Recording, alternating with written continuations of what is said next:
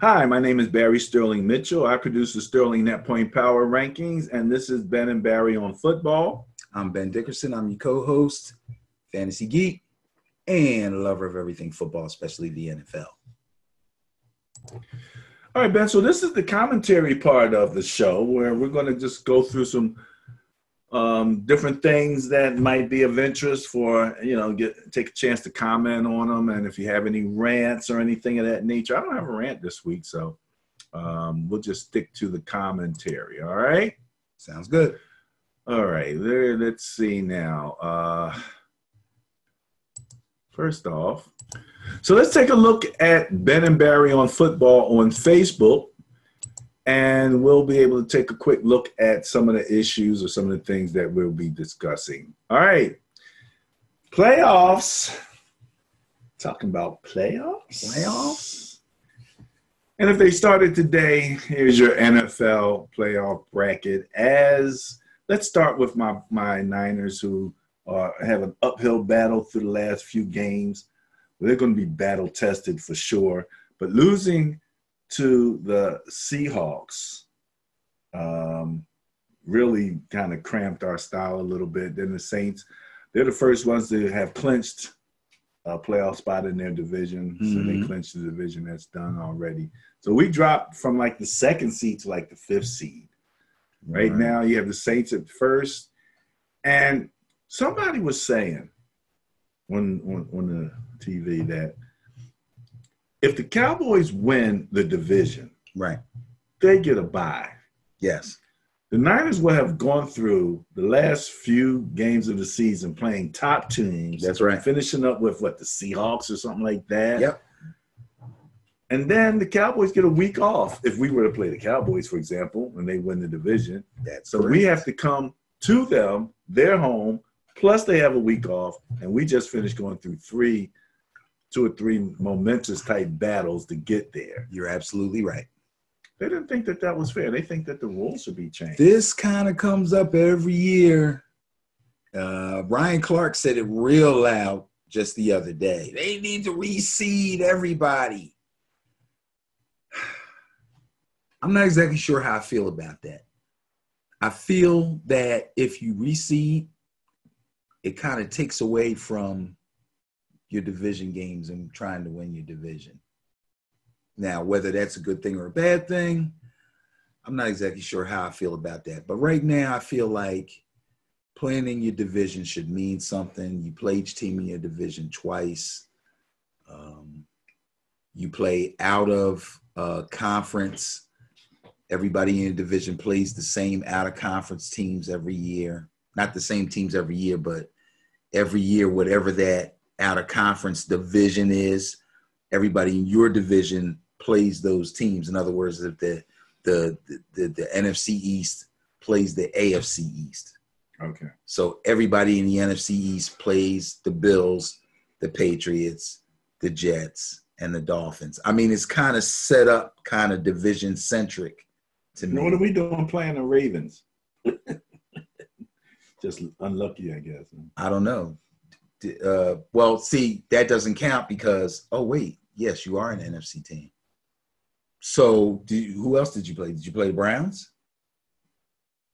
No. Okay, well, then that was the luck of the draw then. Oh, gee, thanks. Sorry. That's just the luck of the draw. All right, so the Ravens are in first seed there. You've got the Chiefs and the Bills there at 4 and 5, and then on the other side, the Patriots are in 2 spot with the Steelers. Can you imagine? They're hanging in there. And the Texans. And on the other side, you have the Seahawks, and then you're, the 3rd and the 6th seed?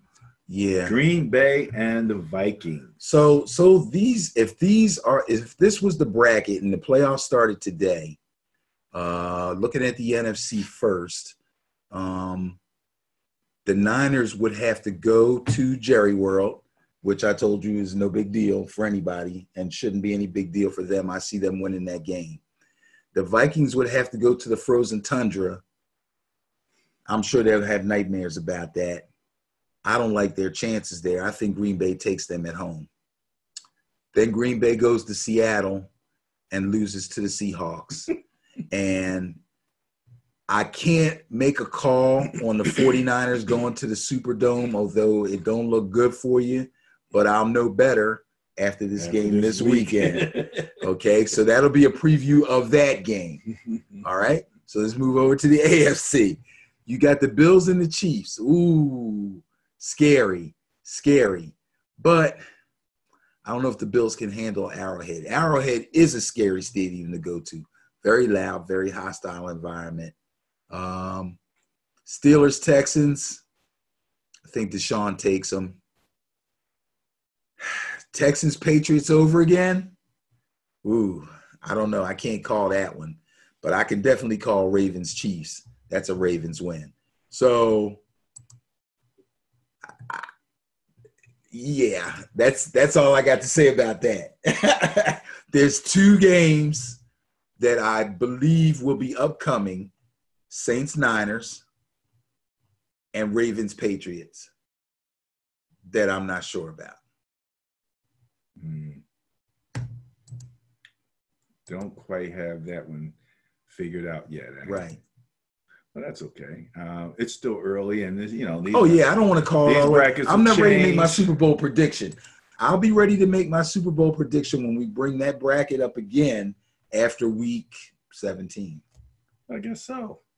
What do you mean? Playoffs. I guess so. It's just everybody will be in the playoffs. Well, then I'll know exactly who's in. Then I can't predict if I'll know exactly who's in. I thought you No. This is scientific, bro. This is science. This is science. It's science. I ain't guessing. Well, here you go. You don't have to guess at this. This is just a quick look. Again, we're at Ben and Barry on Football on Facebook, just sharing some information. Again, you can go there and find all of this information. Your season leaders in passing. It's almost like with the Patriots. Everybody's talking about how bad the Patriots are, but their offense is only like it was number one. It might be down to number 3 now, but still in the top 5. Yeah. Poor Patriots. Everybody's talking about, Dak and the coach might be fired and everything with the Cowboys, but he is right now leading the league in passing yards. yards, strange as it might seem. Nick Chubb getting it done for the Browns. If the Browns have anything that they can be proud of, stick their chest out, it's about that. And everybody knows Michael Thomas is unstoppable. He's the man. I don't know how many catches he had Sunday, but he's honing in on Marvin Harrison's record for the most receptions in a season. It's incredible. Yes, it absolutely is incredible. There's no route he can't run, no pass he can't catch. It's crazy. The wingspan, the whole bit. Yep. No doubt about it.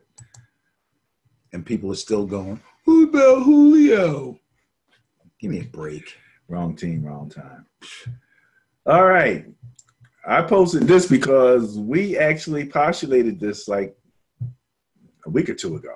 Yeah. Now the rest of the world is starting to look at this as a possible Super Bowl preview. That's if we can get out of the damn 5th seed.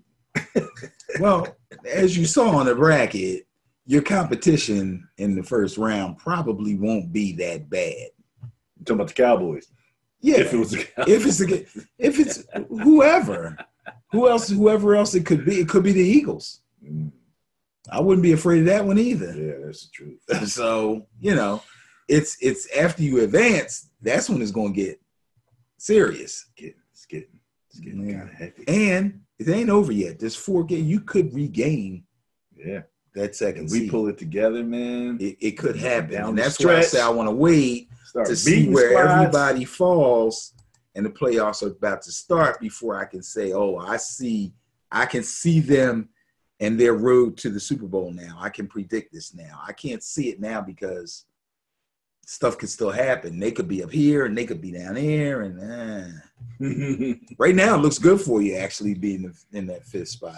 Except for you won't have a home game. Won't have a home game, and they will probably be coming off of a bye, so they'll have an extra week to prepare. Yeah, I'm not worried about the Cowboys on a bye. They'll mess it up some kind of way. Shared this article. Mr. Tua from Alabama had that horrible hip injury. They showed video of him in the hospital in the bed, she's just dancing, you know. And then you find out that he had draft insurance.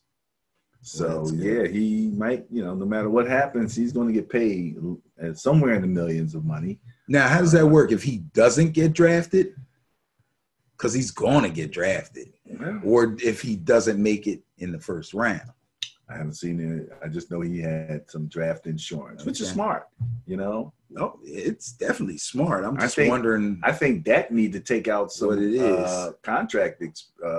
He should have been did that. And I also heard something about Dak when they were saying that he might get wound. And again, didn't we say this? How long did we say this? I said he might get treated like cousins. That's right. He's gonna get franchise tagged, and it's leaning that way because they got a lot of other guys they got to pay. So if they know they're not going to be able to afford the kind of money he's asking for, and they know he's not going to back down at all, if a little bit, why invite that, go back and forth with this contract thing? Screw it. We're franchising you. You're going to get lots of money. It won't be the money you're asking for, but you're going to get lots of money, but it's on 1 year. And then here we go again. Now, the latest superstar tactic against franchising, which is to sit out. Le'Veon did, is just to sit out. Yeah, it didn't work so well for him. I mean, he got money if that's what he wanted. He didn't get more money, I don't think. No, right? He didn't. That he would have gotten, you know, He could have took 2 tags and then came out and never missed a game and made more money than he's making now. The franchise tag is not necessarily a bad thing. We talked about that relative to following the Cousins model because he's like wealthy beyond anybody's imagination, just getting tagged all the time, and then they have to pay you somewhere in the area of what the top 5 guys at your position are making. Can't go wrong. It's big money, however you look at it, and if you got a good soup commercial, that's even better. That's even better. You know what I mean? This is an article that we looked at. We've always had these conversations about running quarterbacks. Right. One of the things that I said about the Ravens that I thought was smart was that they had backups who could run their same system. Right. That system that they're running. And not everybody does that. You know, It always amazes me when you get a guy, they'll bring in some running quarterback, you know, and then you look at who's on the bench, and it's a completely different guy. It's a pocket guy, you know what I mean? And so it's like, are you really committed to the system or not? And obviously you're not if you don't have that. But one of the reasons that we wanted to make sure is because we're like, okay, if you're a running quarterback, is your proneness to injury going to move toward the proneness of a running back as opposed to a quarterback? And one of the things is that the question we're posing? I think that is a question. Okay. But this article pointed out that the pocket quarterbacks are getting murderized out there. They're getting really hurt. You know, they use it now. Let me mention this, and then you can go on with that. Go on it. They use a number of examples of pocket quarterbacks getting hurt, and not much about running quarterbacks getting hurt. But when the first thing that pops in my head is the hit that Michael Vick took from the Eagles. And before when he was on the Falcons? Yeah. In that playoff game up here. I remember that. Before the safety went to left. Yeah. I mean, he was at a broken rib or something like that. Yeah, he cracked him. Yeah. Okay. Then the other one I think about is RG3. You know? So there's some examples of running quarterbacks who, got their mind changed about running a little bit. There are examples. I think the reason why they probably gave more examples of pocket guys as opposed to the running guys is that I think what people think about most, first and foremost, is the running guy getting hurt as opposed to the pocket guy. So I think they were trying to make a point that the running guy could actually be safer than the pocket passer. I think that's the point that they were trying to make. In other words, When the quarterback's out there running around, the first thing you think of, that's the quarterback. He's the franchise. He's the most important player. And he's out here running and people are taking shots at him. He's the highest paid. Right. And people are taking shots at him. And you're going, oh, my God, if it's your team. Okay. And the prevailing thought of a pocket passer is he's in the pocket. He has 5 guys blocking for him. He might get touched or pulled on. He may even get sacked from time to time. But for the most part, he's being protected on every play while there's guys out here running around naked play after play. So you're kind of thinking, well, the naked guy's not as safe as the protected guy. But if you look at it the other way, the guy that's out there running can kind of protect himself if he slides, if he gets out of bounds, if he's shifty and has good vision and never takes a hard shot, as opposed to the guy who's in the pocket, who's surrounded by, he's got 5 linemen blocking, and he's got 4 pass rushers, not a blitz, okay? That's 5 and 4 is nice. 9, 300-plus people around him. Somebody might fall on him. And his eyes are downfield, and he's trying to execute a physical ability that requires him to be just right, but not move. It's starting to sound worse, isn't it? You like this article. I love it. I can go out in the street and see a car coming, and I can let it get, if I know me and my physical ability, I can kind of, unless they really speed up and try to hit me, I can kind of know when to move to get out of the way of the car. But yeah, you see where I'm going? It's crazy, man. The challenge with running quarterbacks, really, and Schlereth mentioned this. He said, he was talking about Cam. He said the problem with Cam is that at some point when the play's happening, it goes, instead of it going to the decision making going to his head, it goes to his body and he runs, you know, as opposed to a Brady who is going to go to his head, you know. And we talked about those quarterbacks who are kind of like good point guards. They can get that ball distributed, and they get it distributed quick and get it out of their hands. And when you're in the pocket, especially in today's time, you're protected. You know, you can hardly hit these guys. Right. Now, Lamar screws it up because his play fakes are so good. You know, he's got people chasing the running backs and things of that nature. Yeah, that's so he gives himself an advantage right off the bat. You're always chasing him. You're never really, But James Harris, it was funny. He reminded me of when, is it James? No, I was going to say, you just invoked the name of James Harris? What's his name?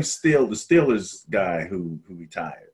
The one who ran the touchdown back on the Cardinals for the touchdown in the Super Bowl. Is that James Harrison? The one who lives. Oh, Harrison, James Harrison. Yes. Harris' son. Oh, okay. You threw me there. James Harris. Yeah, there was a James L.A. Rams way back in the day. Okay, James Harris. He when they were talking about how to defend them, he said, "Well, you know, you hit the quarterback on every play." And guess what? In college, where you see the option more often, a lot of teams do. They assign a guy to each guy. You got the quarterback. You got the running back. 11 you got on 11. Exactly. And we're not taking any chances. Now, the only drawback on that is it's one-on-one, so you can also get beat. But that's your best chance, I think. Yeah. And you know, they even showed before the Niners played the Ravens, they even showed video of our defensive linemen in college doing a good job against option quarterbacks. Okay. But, you know, like I said, that first half, they didn't do as good a job. They were falling for fakes big time. So, long story short, when you're talking about a running quarterback, I think that I think the jury's still out a little bit in my mind on it because when I looked up the percentage, there's actually a website that predicts injuries. Okay. It's kind of like insurance companies predict. There'll be so many, this, that, and the other. Yeah, group wise, right. The mortality rates and right. things of that nature. They kind of move in that direction, and that's kind of what they do. And let's face it, when you look at the propensity to get hurt, running backs are simply higher on the chart. As a matter of fact, they're number one. They're the number one position. They're going to be number one because it's almost like they're looking for contact. First of all, they're running harder. The chance of them running directly into somebody that's trying to run directly into them is far higher. Quarterback's not trying to run into anybody. He's not going to lower his shoulder. He's wiggling and twisting. So, all right. Well, that's okay. So you unless like that article. Unless you're Cam. Unless you're Cam. And one more thing. One more thing. Go ahead. You notice how they chart hurries and hits on quarterbacks now? They used to just chart sacks. Then they started charting hurries. Mm-hmm. And now they're charting hits. And the reason they're charting hits is because hits accumulate. Oh, they sure do. Hits are like taking jabs. Like body. They're like body blows. Right. Body blows. Right. They're body blows. And a lot of times when you're watching the games, they'll show the quarterback throw the ball and take a hit. And even though they've changed the rules so that the guy can't just follow through and just pound them and land on them, some of these hits these guys are taking, you can't take that out of the game. Somebody actually mentioned that for the first time they saw like Tom Brady throw the ball and like do like this or something like that. He's taking a lot of shots, man. If you just count up the shots he took in the 2 Super Bowls he lost to the Giants. He took some shots. The Eagles got to him a couple times. Right. And those are big championship games when he's like, this is my thing. This is what we do. Some of these guys, first of all, the hit hurts. Then you hit the ground. And if you don't hit the ground right, then your head hits the ground. Those accumulate. Where Lamar's just exactly just out of bounds. Lamar. It looks like that. That's how bad that boy is. But Lamar is running up the middle. Lamar is running through. He's taking some hits. He's not taking no hit. He's taking some. He took some hits against the Niners. He took 2 hits all season. All season, bro. This is week 14, and you can't remember how many games. How many times you see him get devastating hits? But when you run up the middle and you get tackled, that's a hit. No, it's not a hit. Find him for me. Oh yeah, just watch the game. It's not like throwing a pass and then getting splattered by somebody. I'm not saying it was like that. I'm just saying he does take hits. Everybody takes hits. It's football. He's not sliding. Dude, it's a difference between somebody grabbing you around your waist or grabbing your jersey, pulling you in, and then sliding down your legs and tackling you, as opposed to somebody throwing their body at you and pow and knocking you off your feet. That's a hit. That's what they're trying. They have not succeeded. That's my point. Okay. Find me a hit. Okay. Find me a hit. Go on YouTube and say Lamar Jackson. If you carry the ball 16 times and you get tackled 10 times, you're saying none of those qualifies as hits. They don't accumulate. No. Okay. All right.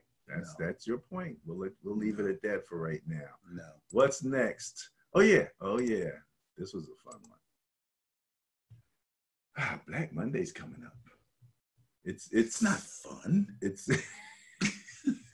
that's not fun. Well, you're a masochist. The question is, do you have any people that you think that come Black Monday, end of the season, that first Monday, end of the season, and the coaches? I remember talking about this a couple of years ago when I got rid of what's his face from Cincinnati. Remember I was riding him. I was like, you there for like 5 years. Does this dude have somebody's picture or something? Like, how does he still have a job? And they finally let him go.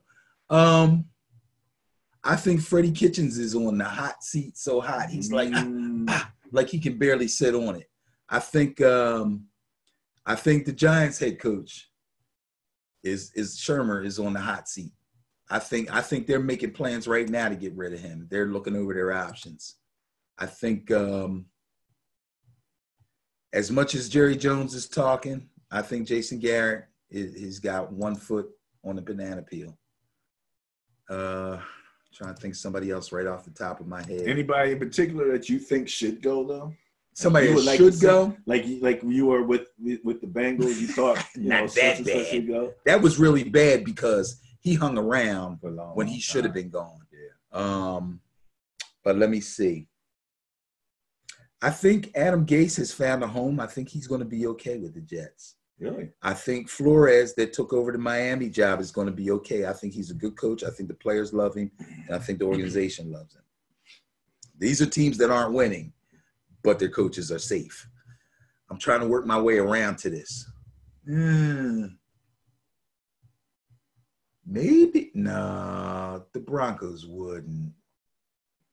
They wouldn't get rid of my man. He's old. He might not get it. Well, he could always get a coordinator job. Yeah, this was his first year, right? Yeah. He's been around. He waited like 30 years. Yeah, he waited a long time. That poor guy, they wouldn't do that to him. I don't know. I guess I have to say Freddie Kitchen. Just for being a dope. I would probably agree with you. Yeah. One guy that'd be like, just for being a goofball. Your post-game press conferences are horrible. You have no control over your team at all, especially the offense. They need an adult in the room. Yeah, they do. They do. He ain't it. I mean, because first of all, if I'm OBJ coming out with watches on, you got to squash that like right away. You know what I'm saying? If you don't squash it right away, all the other players are looking at you like, dude, I wouldn't even do that. And then he goes from a nonconformist watch to shoes. It was like, well, you don't like my watches. I like these shoes. They're green. Yeah, go with nothing. They don't have regulations on shoes, do they? Colors? Well, they do. You know why? Because the My Cars, My Cleats which is coming is up. the time that they let them do all of that. You're right. So they do have something about shoes. And I think they might be a little more lenient with the shoes because I see guys wearing lime green. Yeah, guys are wearing different shoes, but no, I mean, of course, OBJ and I'm trying to get away with. I don't know I don't know if they're getting money for wearing this stuff or whatever. I don't think so. I think it's just goofy. And again, coach. If you're not afraid of the coach, if like that, like you don't come out with that crap with Belichick. That's not going to work. Right. You'll find yourself on the bench somewhere. Right. Or somebody else's bench. Somebody else. You know what I'm saying? All right, we're getting ready to wrap this up, Ben. The last thing that we're showing here on our page, I like to make sure that we do something. Show some positive light. I mean, the NFL they do enough things that they get some negative light, but they're always, every day I'm watching them go out and, people from the NFL, players, coaches, and the league personnel going out to the community and doing some things. So I thought this was an interesting article Sports Illustrated put out where they're talking about each team post Kaepernick came out and they have their own social justice program on a team-by-team basis. And so every team. Okay. So what this article is showing is a team-by-team basis what they're actually doing. So, you can go down, you got Atlanta, Arizona. And this is basically stuff that they're doing in each of their cities. Let's look at Baltimore. The Ravens began a 5-year partnership this year with Up to Us Sports, a national nonprofit that trains young adults to mentor and coach kids in low-income areas. Their $1.5 million contribution will help expand the program in Baltimore. So these are some of the things that the teams are doing on their own. That's great. And, you always want to, I try to look at both sides. That's, one of the things that I do, is keep a balance, So just wanted to make sure that we shared that. Great. All right. Is that it? That's it. Ben and Barry on Football signing off. You can find us on Facebook. You can find us on Twitter. You can find us on Instagram. And if you go to www.benandbarryonfootball.com, it'll take you directly to our YouTube channel where all of the videos reside, and you'll be able to go in. And please, click the like button, click the subscribe button, leave us comments, arguments. Please do. Please. Disagreements. We don't just like talking to each other about football. We like talking to everybody about football. We're looking for that conversation, that feedback. So BenandBarryOnFootball.com. Ben and Barry on Football right here. Signing off. Any last words? Go Noles.